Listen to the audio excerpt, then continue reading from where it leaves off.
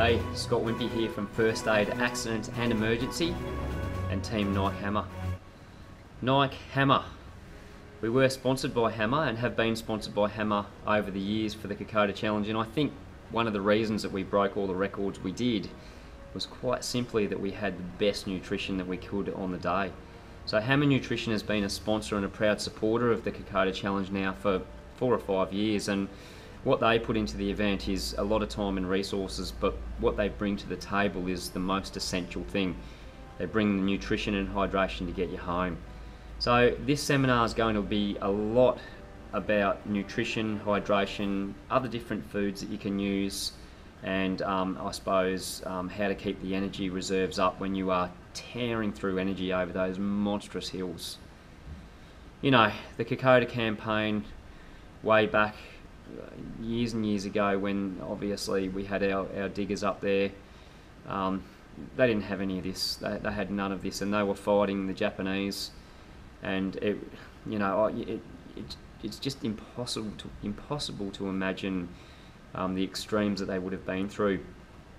You know, nowadays, and even just in the last 10 years, there's been a huge amount of progress with nutrition and hydration, and even it's still evolving and changing all the time. So I'm just going to give you my experience over, I suppose, 2 Kokoda challenges and 2 Ironmans and a lot of marathons of, I suppose, how to look after yourself. And also, a lot of this information has also come from Kokoda leaders over the years, I suppose, to help us, and also my first aiding over the event with some of the slower teams as well.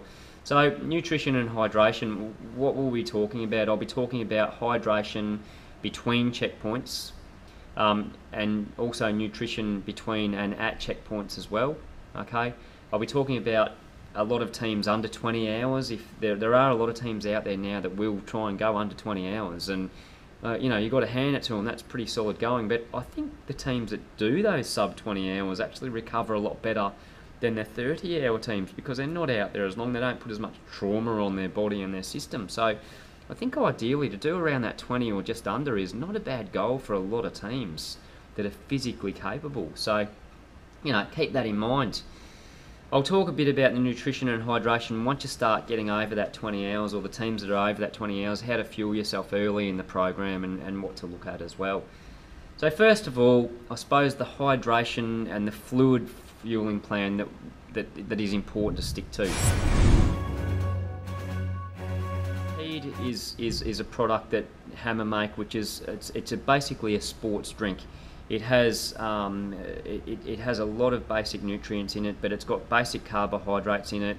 It has some electrolytes in it as well, so it really just keeps your basic energy levels up. Now, I suppose in saying that, there are certain quantities that you can mix that they do recommend that you mix. I normally go a little bit lighter on the mix than what they'll recommend.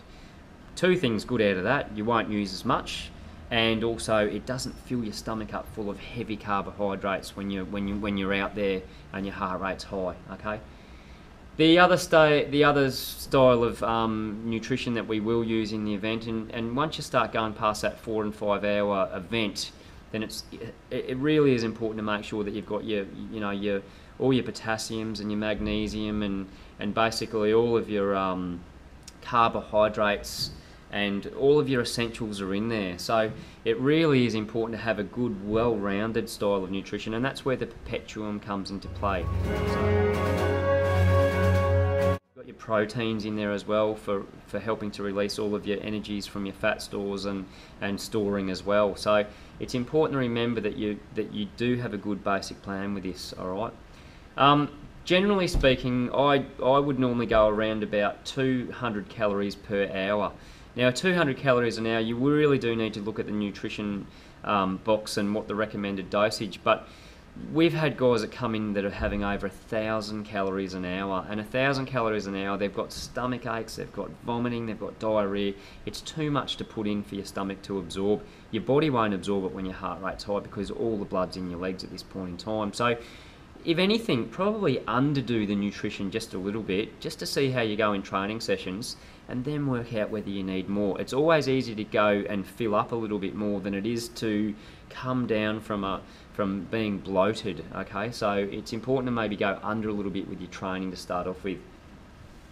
You know, basic sort of carbohydrates would be things like my heed, just mixed in a bottle, or my Hydra pack, and just maybe just a sip of gel. Now, a lot of people that I do a lot of training with, they'll have way too much gel in one go. They'll have a whole gel in one go. I mix 3 or 4 gels in a 300 ounce bottle, which is only about, what is it, sort of 50, probably 100 mils, basically, is what I'm thinking. And I'll mix 3 or 4 gels in with that, mix it with some water and give it a bit of a shake up, and then I can just take a sip at a time whenever I feel like I need it. There's a lot of information out there about nutrition fatigue, and when I talk about nutrition fatigue, what I say is, if you're just going to take straight perpetuum, latte perpetuum the whole time, by the time you get to 6 or 7 hours of just drinking straight perpetuum latte, you'll be vomiting it. You won't be able to handle it. So what you need to do is you need to give your system different flavours. So don't necessarily just stick on the one thing. You know, rotate around some things like your heat and your perpetuum. You might have a bar for a bit of texture in your mouth. You know, things like that are quite good things to do in these situations. Gels, very easy to digest, and that's what they're for. They go into your bloodstream very quickly. And I suppose probably, you know, in 2-3 day events, perpetuum is probably the base nutrition that a lot of people do use. It's a very good and well used product, and we've endorsed it for years and won the event on it as well. To make sure that you are hydrated, you should be checking your urine throughout training sessions and making sure that it is pale or clear. And how's this for a bizarre tip? During the Kokoda challenge in 2010, I took on probably about 500 mils of fluid per hour, and I didn't urinate once through the whole event. I didn't go to the toilet at all once for the whole 12 hours. So basically you're absorbing it. If you can get that right, then you'll find that you don't have to go to the toilet a lot, and it won't pull you up too much. So your body absorbs it and doesn't need to get rid of anything. You're pretty much right on the line. So that's not a bad sign, actually. I don't want you to go under with this as well either. Ensuring to make sure that when you do start to feel a little bit carb low, and this is again in a training session, when you start to feel a little bit lightheaded or woozy, or like a hypoglycemic almost attack, and diabetics will be able to tell you a lot about that, to make sure that you keep up your energy levels by just trickle feeding your system. A good paramedic friend of mine said, listen Scott, if I was going to put blood into you, or I was going to put fluid into you, they don't use a lot of blood these days, but I was going to put fluid into you in the way of saline, I wouldn't just pump it all in one go. I'd drip it in slowly. And it got me to thinking, that's exactly how your stomach actually works as well. If you're taking great big mouthfuls and gulps of fluid or food, no good. You need to drip feed these things in. So it's important to drip feed them in. Okay, so basically just sipping those products is a really important thing to remember. Nutrition between checkpoints, guys. So when you're out there on the trail, what sort of foods do you think you should take and can you use? So the sort of things I'm going to go for are things like your hammer bars. Just nibble on them, they're great. You know, I also like to stick with a lot of the natural stuff. Like I might have a banana, I might take some dried nuts and fruit out with me as well. One of the big things I've used in the last 12 months with a lot of success is just a baked potato, but I just quarter a baked potato up and put a bit of salt on it and stick it into a Ziploc bag, and they are jam-packed full of carbohydrates. They're quite starchy, so they make your mouth nice and fresh as well. So maybe in your next training session, take a couple little baked potatoes out there and just a quarter at a time and mix it down with a bit of fluid, and I'll tell you, they are really, really good for freshening and energising your system. So baked potatoes are an absolute key for endurance events as well. Stay away from really short, sharp burst, high kick sugars like Coke, you know, any of your soft drinks. Although I should say probably in the last maybe hour of your event, or 2 or 3 hours when you're coming through, say, Nerang Forest, Coke is a good pick-me-up with a bit of caffeine, so it doesn't hurt when you really need it, but don't stay on it the whole time, okay? And don't start on Coke too early, because you'll burn your bridges a bit much too early as well. When you get into a checkpoint, guys, if you're a 20-hour plus team, then it's things that I see quite regularly and work good. Things like, you know, muffins, some nice freshly cooked muffins, some mini quiches, Vegemite or honey on a white bread sandwich, a little bit of fruit salad. Not a lot of meat though. I don't like to have a lot of meat when I'm having this, so bits of pasta. You know, after 10 hours, things like soups, pastas, tomato based, a little bit of rice maybe, wouldn't hurt, and stay, as I say, stay quite lean on the meat.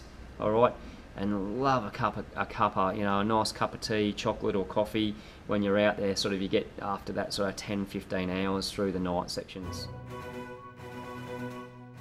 Guys, to reduce the cramping as well, Hammer's got a fantastic product which is basically, it's an Endurolite, and it comes in a fizz or a tablet version. Now these aren't electrolytes, they're Endurolites, so they're basically like an anti-cramping device. So you just take those, and it's not bad to have maybe one of those an hour, so check Hammer out for those Endurolites. I find them a real key to my success. Hopefully that's given you some really good tips on nutrition, and geez, this is a big subject, so if you see me, ask me about it at one of the briefing nights. But guys, try some of this stuff in training, see how you go. Everyone's a bit different. Thanks for watching. See you next time.